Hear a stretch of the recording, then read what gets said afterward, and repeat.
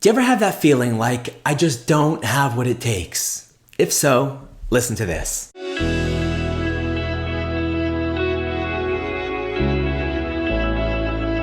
Hey everyone, and welcome back to another episode of Inspiring Hope. This is your weekly boost of uplifting Jewish inspiration. I'm Rabbi Tzvi Sytner on behalf of the Village Shul and H.com. I want to thank everyone for listening. I also want to thank this week's sponsors. Today's talk is sponsored by David and Nadine Staffenberg from Scarsdale, New York, in honor of Rabbi Shmuel and Ahuva Greenberg and family. Thank you so much, David and Nadine. Today's also sponsored by Barbara and Ernie Gutstein in honor of the yahrzeit of Barbara's mother, Betty Granick, Aliyah Shalom. May her neshama have an aliyah. Lastly, today's sponsored by Etienne Shochet in honor of the yahrzeit of his father, Meir Yecheskel ben Avram alav Shalom. May his neshama have an aliyah.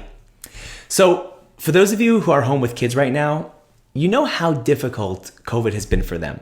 And for us. I mean, they can't socialize, they can't go to school, there's no play dates. And unfortunately, here in Toronto, things have been getting pretty bad as well. In fact, I recently told my kids, I said, they're considering a mandatory curfew. So my kid said to me, what does that mean? I said, well, it means that after 8 p.m., we wouldn't be able to go out of our houses. So I saw one of my kids thinking, I could see the cogs were turning.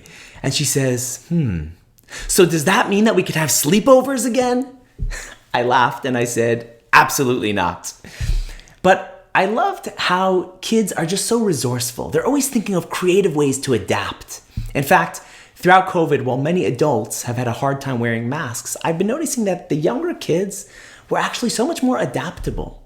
A couple months ago, we traveled to visit our parents, and my 3-year-old literally wore a mask from entering the airport on one side, all the way on the flight, all the way to exiting the airport on the other side, did not take it off, with no complaints. Kids are so resourceful, and they literally adapt any time they need to.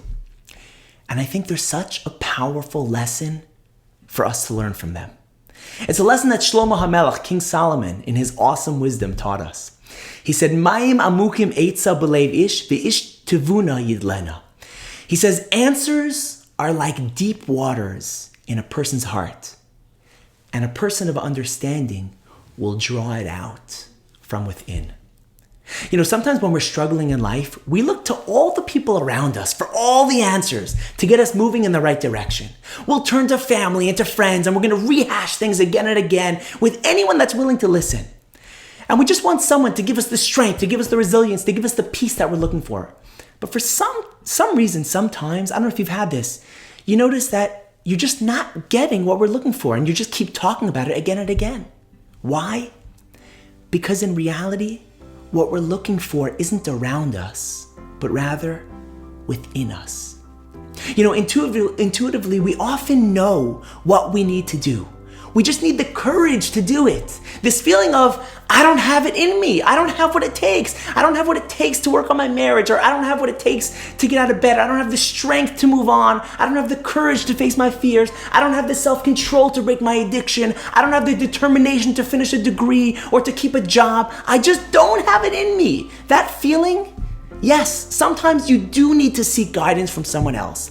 But other times you really just need to dig down deep because the answer's already in you. You have it. You just have to stop.